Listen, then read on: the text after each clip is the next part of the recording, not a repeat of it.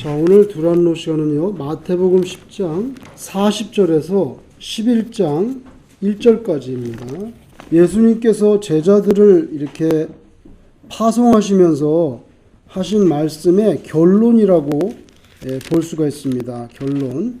너희들은 가서 뭐 병도 고쳐주고 귀신도 내쫓아주고 그런데 거저 받았으니까 거저 줘라.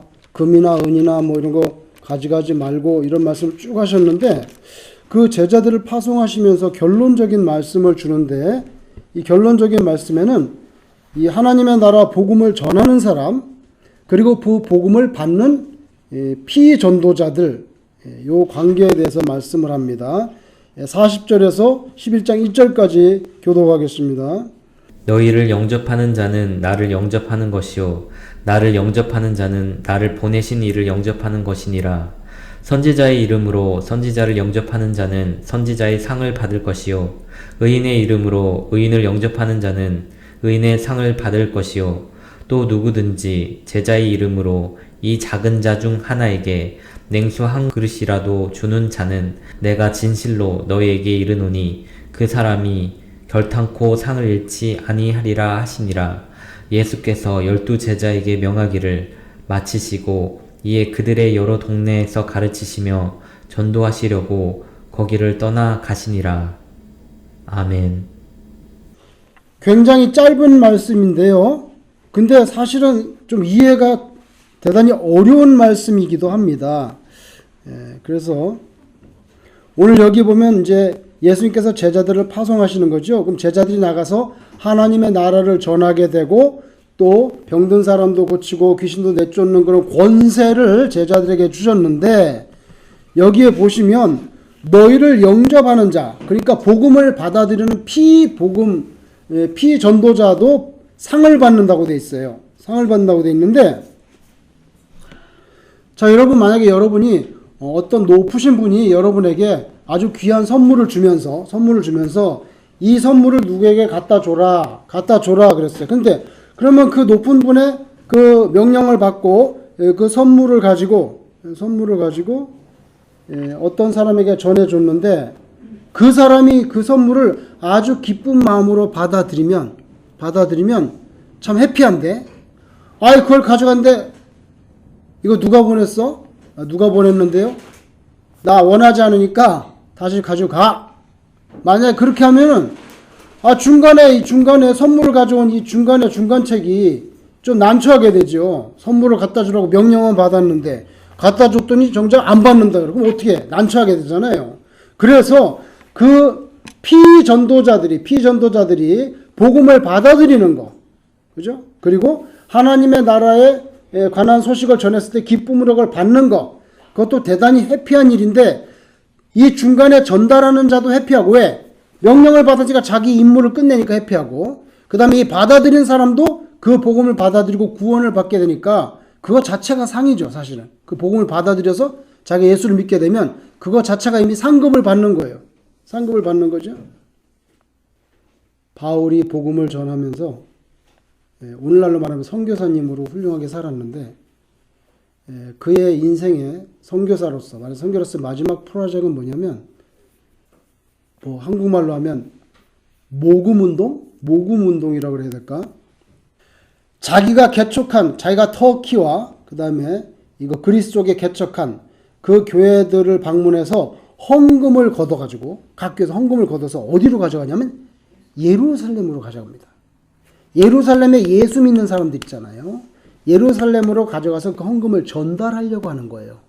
그러면 왜 그렇게 헌금을 걷어서 전달하려고 하는데? 예루살렘에 있는 성도들이 너무 가난하고 핍박이 있고 흉년이 들고 그래가지고 먹고 살 게 없어요. 그래서 이 성도님들을 생계를 도와주려고 자기가 복음을 전하면서 개척한 터키와 그리스에 있는 그 교회들로부터 헌금을 걷어가지고 다 뭉쳐가지고 예루살렘 교회에 전달하려고 하는 것이 바울 인생의 마지막 큰 계획 중에 하나였어요. 그래서 헌금을 내가 너희 교회를 방문할 건데 가면은 그 즉석에서 막 헌금 걷고 그러지 말고 좀 미리 걷어서 준비해 주면 좋겠다 이런 말씀도 하셨다고요. 왜? 여러분 가서 막 이렇게 거두면 민망하잖아요. 그리고 또 한 가지 뭐냐면 준비되지 않은 헌금이라고 생각하는 거예요. 자기가 하나님께 예루살렘 교회 성도들을 돕기 위하여 하나님께 헌금을 합니다. 그 준비된 마음으로 딱 이렇게 해서 헌금을 해야지 가가지고 그냥 갑자기 헌금합시다 우리 이런 식으로 되지 않게 해달라고 그 교회 지도자들에게 미리 언지를 넣었어요. 그래서 내가 가면은 미리 다 모금했다가 이렇게 전달받을 수 있도록 해달라고 했어요. 자, 그런 구체적인 그 디렉션까지 주면서 그 헌금을 다 걷어가지고 예루살렘으로 갔는데 바울의 마지막 걱정이 뭐냐면요. 예루살렘 교회 성도들이 그 헌금을 받지 않겠다 할 가능성에 대한 걱정이에요. 왜 그런 걱정을 했을까요? 아니 헌금 주는데 뭐 싫어하는 사람도 있나? 예, 바로 그겁니다. 예루살렘에 있는 지금 예수 믿는 사람들은 유대인들이잖아요.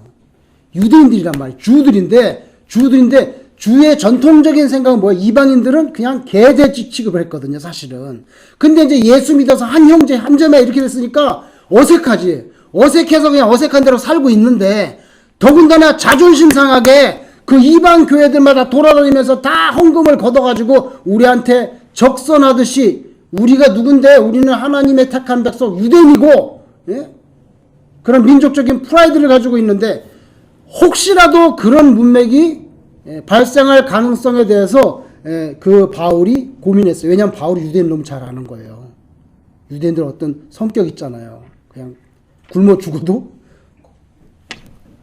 이렇게 하는 거. 그러니까 그거 굉장히 걱정했어요. 그래서 이 각 교회 다닐 때마다 헌금 거둘 때는 뭐라 하는 줄 아세요? 여러분들이 하나님의 나라에 대한 복음, 예수님에 대한 복음을 듣고 구원을 받게 됐는데 이게 다 누구 덕이냐고. 이 복음이 어디서 나왔다는 거예요?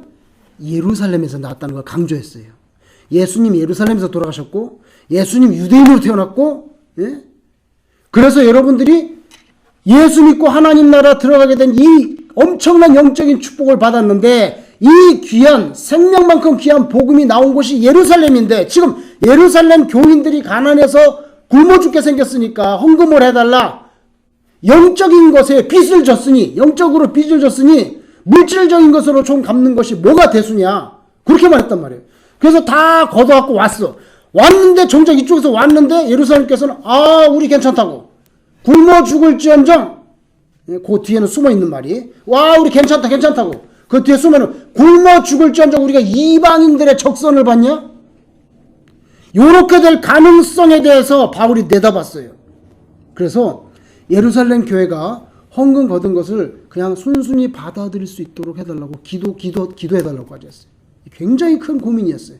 더군다나 그 헌금을 걷어가지고 이 예루살렘 교인들을 돕기 위해서 예루살렘으로 들어가는 것에는 자기 목숨이 걸려 있어. 왜냐하면 유대인들이 자기를 죽이려는 걸 알았기 때문에. 다시 말하면 다른 사람 심부름꾼을 보내도 돼요. 디도를 보내거나 디모데를 보내거나 자기 제자 중에 한 사람을 보내도 되는데 굳이 바울이 직접 헌금을 끌고 들어가? 왜? 이 사안이 너무 중요하기 때문에. 괜히 디도나 디모데나 누가나 이런 사람을 보냈다가 바울이 오는 거하고 다르잖아요. 바울하고 이게 느낌이 다르잖아요. 바울이 오면은 그냥 마지못해 혹시 받기 싫어도 뭐 감사하다고 받을 수도 있을 수도 있는데 디도나 디모데나 누가를 보내면은 노할 수도 있거든요. 그러기 때문에 그걸 알았기 때문에 바울은 죽어도 자기가 가겠다는 거예요. 이것을 위해서. 그래서 여기에는 자기 목숨이 걸려 있어요. 거기 안 가면 죽을 가능성이 없는데 거기 갔다가는 유대인들이 반드시 죽일 걸 알았죠. 그래서 결국 죽이려고 했잖아요. 근데 로마 천부장을 통해서 하나님께서 배 타고 로마로 보냈지. 안 그랬으면 죽었단 말이에요. 그걸 너무 뻔히 내다보고 있는 거예요, 바울은. 그렇게 자기 목숨을 내걸 정도의 각오를 하면서 이방교회에서 헌금을 걷어가지고 갖다 줬는데 잘 받아들여야 될 거 아니에요. 너무 중요하고 이것이 바울의 사실은 마지막 프로젝트였어요. 그는 서바나로 스웨덴으로 가고 싶었지만 가지 못했죠. 가지 못하고 바울에서 죽었잖아요. 저 로마에서 죽었잖아요. 그러니까 결과론적으로 보면 이게 마지막 프로젝트였어요. 이 프로젝트를 모금 운동이라고 하는데 영어로 뭐라면 컬렉션 프로젝트라고 해요. 컬렉션 프로젝트. 다 걷어들여서 갖다 주는 컬렉션 프로젝트를 가지고 예루살렘에 갔는데 받아들이긴 받아들였고 바울은 죽임을 당할 뻔했는데 하나님이 천부장을 통해서 배 타고 로마로 보냈죠. 그래서 이제 바울은 로마에서 순교하게 되는데요. 자, 한 가지 질문. 그러면 왜 그렇게 예루살렘 교회 성도님들한테 헌금 걷어가는 게 중요하고 왜 그렇게 예루살렘 교회가 그 헌금을 받아들이는 것이 왜 그렇게 중요해서 자기 목숨을 걸 정도로 중요했느냐는 거예요. 포인트는 거기에 있어요. 그 포인트는 뭐냐면요. 바울은 자기가 죽고 나서의 형편을 내다보는 거예요. 뭔지 아세요? 자기가 순교할 건 뻔한데 자기가 죽고 났을 때 교회가 분열하는 거에 대한 가능성을 열어놓는 거예요. 뭐냐면 유대인 교회와 이방인 교회. 이렇게 쫙 예수는 같이 믿지만 같이 믿어도 너희는 너희 이방인이고 우린 유대인이고 어차피 그래서 자기가 죽고 나서 주이시 크리스천과 이방인 크리스천, 젠타일 크리스천, 주이시 크리스천과 젠타일 크리스천이 쫙 갈라질 가능성을 내다봤기 때문에 이거를 이렇게 묶어놓고 죽어야 되겠다는 거예요. 자기가 묶어놓고. 그래서 바울이 사실은 마지막 프로젝트이 컬렉션 프로젝트이고 자기 목숨을 걸고 예루살렘에 가서 이 헌금을 전달할 때 예루살렘 교회가 꼭 받아줘야 된다고 하는 그 근본적인 이유는 뭐냐면 이방인 교회하고 유대인 교회하고 분열되지 않고 링크가 걸리도록 하려고. 그래서 이건 뭐냐면 교회의 통일성이에요. 교회의 통일성. 사탄은 로마 제국을 앞세워서 엄청나게 핍박하고 있는데 교회가 지네끼리 분열하면 지리멸렬하게 되잖아요.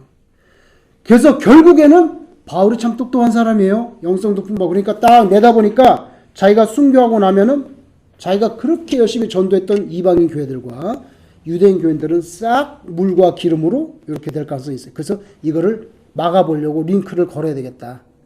도움을 주고 도움을 받는 것. 이렇게 해서 자꾸만 하나로 만들려고 하는 거. 여러분 그래서 교회가 분열하지 않고 이렇게 통일되는 거. 처치 유니티가 얼마나 중요한지 바울이 교회의 통일성에 자기 목숨을 걸었다는 것을 우리가 생각한다면 이 땅에서 우리가 너무 분파를 많이 만들어가지고 장로교도 그냥 수십 개의 장로가 자꾸 장로교가 생겨나고 그리고 교회도 사실은 별로 중요하지 않는 극단적인 그런 문제가 아닌데 교회가 자꾸만 이렇게 되는 거 이거 하나님이 그렇게 기뻐하시지 않는 것은 사실이에요. 바울은 그걸 위해서 목숨을 걸었기 때문에. 그죠? 그래서 오늘 여기 이 말씀 있잖아요. 너희가 가서 복음을 전할 때 너희의 복음을 받아들이는 거 너무나 복이고 그 사람도 상을 받는다는 거예요. 근데 오늘 짧은 4구절인데요. 한번 보세요. 얼마나 어려운 말씀인지 40절에. 자, 너희를 영접하는 자는 나를 영접하. 나가 누굽니까? 예수님이죠. 이건 알겠습니다. 이건 무슨 말인지 알겠어요. 너희를 영접하는 자는 너희를 영접하면 너희가 가서 복음을 전하고 하나님 나라를 전하면 나 예수를 영접하는 것이고 나를 영접하는 자는 나를 보내신 이를 여긴 누구예요? 나를 보내신 누구예요? 하나님이죠. 그러니까 너희를 영접했다는 것은 예수를 영접한 것이고 예수를 영접한 건 하나님을 영접한 것이다. 복된 일이라는 거예요. 근데 그걸 거꾸로 말하면요. 너희들은 하나님을 대신하는 대표자예요. 하나님의 메신저라고. 하나님의 사환이야. 얼마나 급이 올라가는지 몰라요. 그러니까 이것은 복음을 전하는 사람도 올라가고요. 복음을 받는 사람도 올라가는 거예요. 그죠? 자 보세요. 예수님의 제자들이 복음을 전하러 갔습니다. 예수님의 제자들이 복음을 전하러 갔습니다. 누가 오신 겁니까? 예수님이 오신 것입니다. 그리고 더 나아가서 지금 누가 오신 겁니까? 하나님이 오신 겁니다. 이렇게 생각해야 된다는 거예요. 또 그 말이 틀린 말은 아니잖아요. 그들이 딜리버리하라고 가져온 게 뭡니까? 그들이 딜리버리하라고 가져온 게 짜장면이 아니잖아요. 그들이 딜리버리하라고 가져온 게 예수란 말이에요. 그죠? 예수님의 십자가 사건과 부활이란 말이에요. 하나님의 나라고 천당이고 지옥에 안 가는 이 무시무시하고 중요한 문제란 말이에요. 그죠?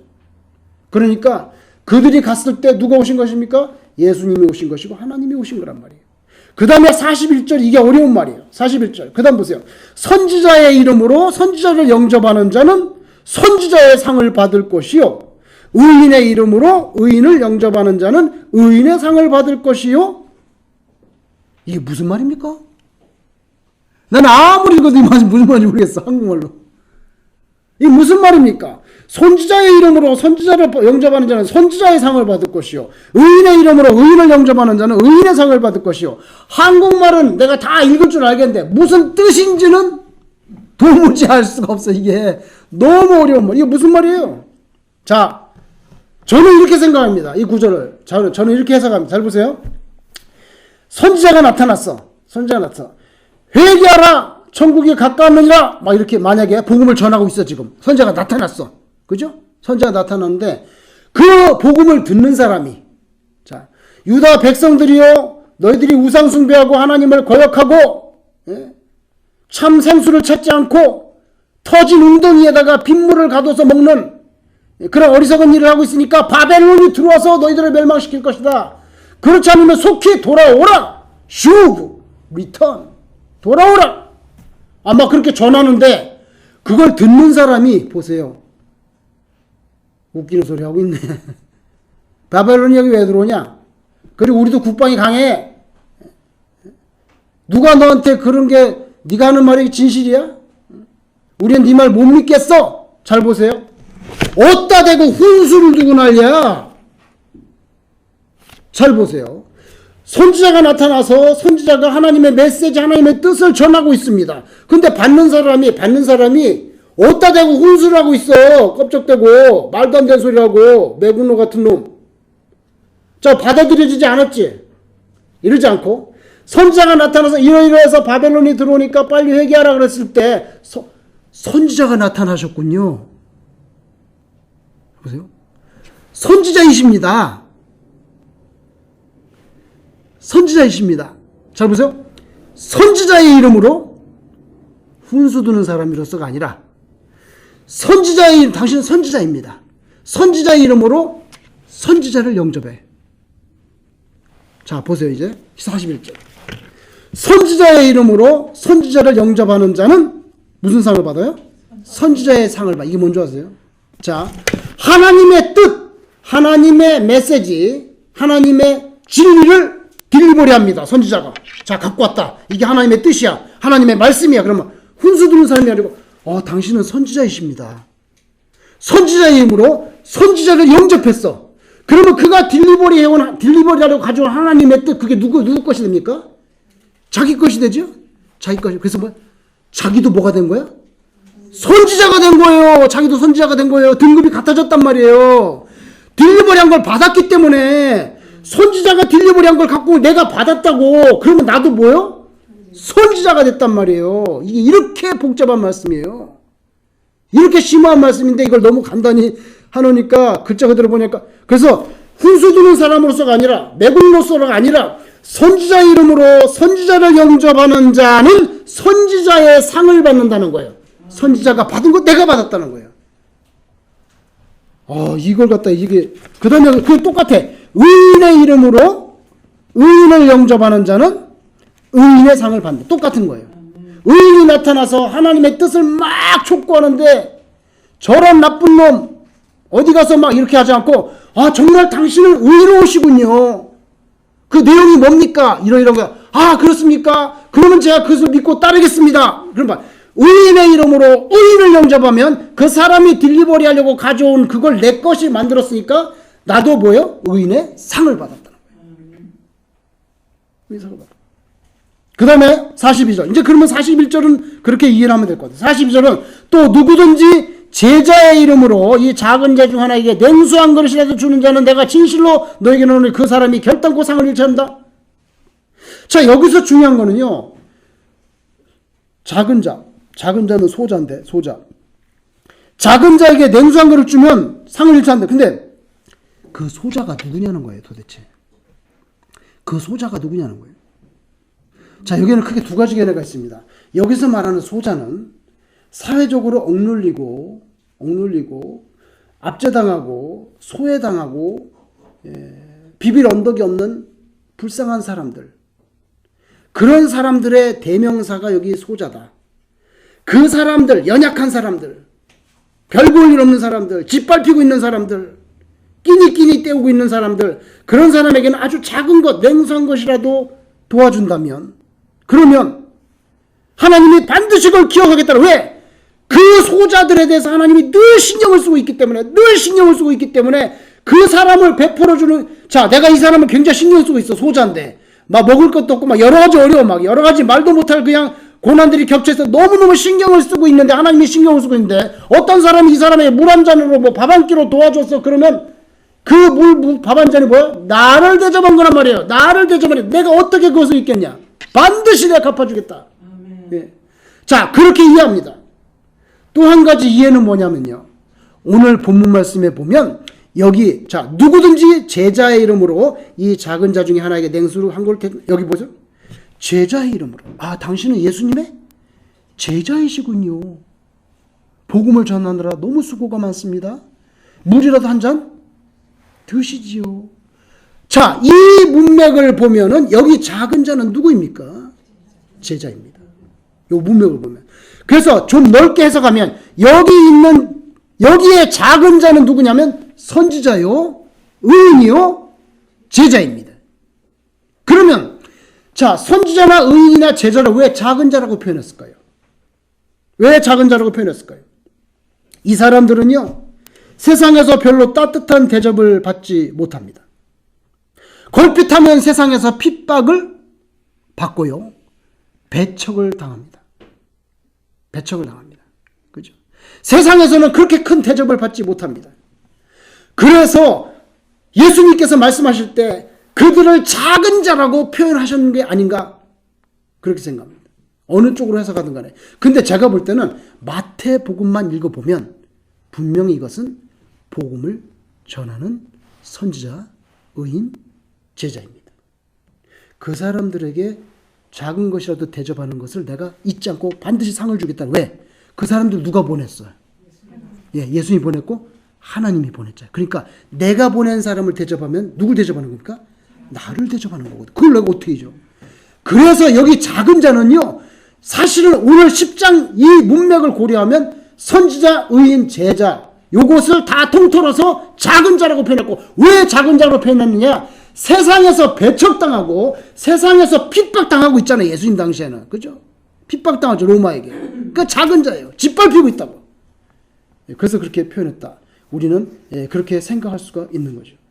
그래서 여러분, 그 복음을 전하시는 분들에 대해서 우리가 후히 대하는 것 너무 중요합니다. 그 사람을 위하는 것이기도 하지만 우리는 그 이상을 내다봐야 돼. 그 뒤에 누가 있습니까? 하나님이 계셔요. 그 뒤에 예수님이 있기 때문에 그래서 더 멀리까지 내다봐야 돼. 눈에 보이는 것만 내다보면 안 됩니다. 그리고 우리는요, 누가 우리에게 복음을 전할 때, 자, 우리가 예수 믿는 사람이라 할지라도 뭐 목사님이 말씀을 전하든 전도사님이 전하든 뭐 어떨 때는 권사님이 말씀을 하시든 간에 뭔가 복음에 관한 내용이 들어올 때는 그걸 기쁜 마음으로 그걸 그대로 받으면 그것이 하나님께서 참으로 기뻐하시는 그런 사건이 된다는 거예요. 사건이 된다. 자, 우리가 선교사님이 우리 교회를 방문했습니다. 선교사님이 방문했습니다. 만약에 그럼 우리가 선교사님을 사실 잘 대접을 해야 됩니다. 왜? 그 뒤에 누가 있기 때문에, 그 뒤에 예수님이 있고 하나님이 있기 때문에 그걸 생각을 해야 돼. 그래서 그 사람을 대접한다고 하기보다 하나님이 그 사람을 통해서 보석 같은 그런 하나님의 뜻을 갖고 왔다. 그렇기 때문에 내가 저 사람을 싹군으로 여긴다든지 뭐 이상한 사람이 그런 게 아니라 나는 그 사람을 선교사님으로, 당신은 선교사이시군요. 선교사의 이름으로 선교사를 영접하면 나도 무슨 상급을 받아요? 선교사의 상급을 주겠다는 거예요, 하나님이. 굉장히 심오한 말씀이 너무 짧게 이렇게 해서 정말 이해하기가 어려웠어요. 정말 평생을 이해하기가 어려운 말씀인데 제가 생각에는 그 뜻인 것 같아요. 선지자의 이름으로, 훈수꾼이 아니, 당신 훈수꾼이지, 가짜지 아니고 선교사이시군요. 선교사 이름으로 선교사님 영접해요. 그러면 선교사님이 가져온 딜리버리 그 그 내용물을 내가 받으니까 나도 선교사와 같은 수준이 됩니다. 왜? 메시지를 공유하게 되니까. 메시지를 공유하게 되니까. 근데 저는 참 저희가 후원하는 선교사님들을 우리 교회, 그러니까 제가 다른 게 있을 때도 많이 모시지 못했어요, 사실은. 예, 그래서 참 마음이 아파요. 예, 근데 그 이유는 뭐냐면 선교사님들을 우리 교회 강단에 세우거나 하면은 이런 여기 말씀처럼 이제 솔직하게 말해서 사례를 많이 주고 싶어요. 솔직히 말해서 사례를 많이 주고 싶은데 교회 형편은 또 그렇지 않을 수가 있잖아요. 그렇기 때문에 거기에서 제가 그 속사정에서 좀 갈등을 느껴요. 그래서 그런 어려움이 있어요. 그 김인서 선교사님은 저의 대학 동창이에요. 학교를 같이 졸업했어요. 근데 그분은 아르헨티나로 갔어. 나는 미국으로 오고. 근데 이제 거기서 이제 복음을 전하는 목사님이 돼서 장신대를 졸업하고 목사님이 돼가지고 선교사를 하는데 미국에 한 번 왔어요. 한 10년 전쯤에. 연락이 왔어요. 그때도 저는 김인서 선교사님을 후원하고 있었어요. 근데 미국에 온다고 연락이 왔어요. 뉴욕에 온다고. 근데 안 만났어. 만나야 되는데, 당연히 만나야 되는데 안 만났어. 뉴욕 공항에서 비행기 타고 떠난다는 얘기를 들었는데 안 갔어요. 재정부장님을 보냈어. 재정부장 장로님을 보내고 저희가 후원하기로 한 헌금 있잖아요. 그거를 온 김에 드리면 되잖아. 그걸 봉투에 넣어서 재정부장님 당신이 뉴욕 공항의 대합실에 가면 김인서 선교사님이 있는데 오셨으니까 오신 김에 우리가 1년에 드리는 헌금 약정한 대로 드리고 오시라. 그래서 가서 전달했어요. 저는 안 갔고 만나지도 않았어요. 근데 그 선교사님은 저에 대해서 어떤 마음을 가지고 있을까요? 여기서 뉴욕이 1시간이면 가는 거리인데 후원한다 그러면서 만나지도 않고 공항에 와보지도 않고 장로님을 보내가지고 뭐 엑스트라로 드린 것도 아니고 약정한 헌금만 손에 들려드리고 빠이하고 갔습니다. 그래서 김인서 선교사님이 얼마나 섭섭했을까. 공항에서 마음이 어땠을까. 지금까지도 잊혀지지 않고 있습니다. 근데 좀 부담이 되더라고요. 저는 사실. 그래서 근데 감사한 거는 그는 삐지지를 않았어요. 삐지질 않고 지금까지도 잘 저에게 연락을 하고 언젠가는 제가 아마 쌍방간에 돌아가시기 전에 언젠가는 한번 만나봐야 될 건데 뭐 아르헨티나로 한번 오라고도 하는데 거기 갈 비행기 값 있으면 그냥 헌금으로 보내는 게 낫겠다 이런 생각합니다. 그래서 여러분 우리는 그분들을 잘 대접해야 됩니다. 왜냐하면 하나님의 복음을 전하는 그 대리자이기 때문에. 그래서 작은 자에게 냉수 한 그릇. 여러분 하필이면 예수님이 식사 한 끼란 말도 안 하고, 그죠? 원 드라크마, 그런 돈 얘기도 안 하고, 냉수 한 그릇이라도 하필이면 그렇게 말씀하셨을까? 사람의 마음이 워낙 이렇게 너그럽지 못하니까 그냥 성의 표현만 해도 예수님이 참 그것만 해도 감사하겠다. 아니 하필이면 집에 들여서 유하게 하고 며칠 안식을 취하게 하고 옷도 한 벌 해입히고 좋은 식당에 가서 밥도 먹이고 보내면 이렇게 말하지 않고 냉수 한 그릇이라도. 우리의 마음을 너무 잘 아시는 거예요. 우리가 이렇게 넉넉하게 손을 펼치지 못하고 이렇게 손이 자꾸만 안으로 오그라드는 너무 잘 아시는 거예요. 그래서 냉수 한 그릇이라도 베풀면 기억하겠다. 우리는 복음을 전하는 이들에게 넉넉한 마음으로 후원할 수 있기를 바랍니다. 주기도문 드리겠습니다.